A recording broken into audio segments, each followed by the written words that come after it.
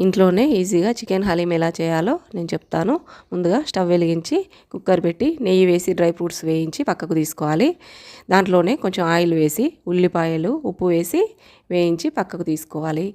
దాంట్లో మళ్ళీ మసాలా దినుసులు పచ్చిమిర్చి అల్లం బోన్లెస్ చికెన్ కూడా వేసి కాసేపు మగ్గాక పసుపు కారం ధనియాల పొడి మసాలా ఉప్పు పెరుగు వేయాలి.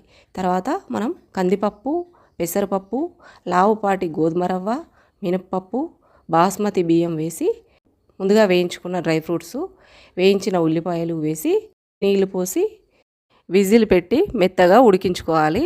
తర్వాత పప్పు గుత్తితోటి మెత్తగా ఒకసారి రుద్దుకోవాలి. దాంట్లోనే పుదీనా ముందుగా మనం చికెన్ ఉడికించేటప్పుడు తీసి పెట్టుకున్న కొంచెం సూపు నెయ్యి వేసుకుంటే టేస్ట్ ఇంకా చాలా బాగుంటుంది. Tasty chicken haleem ready.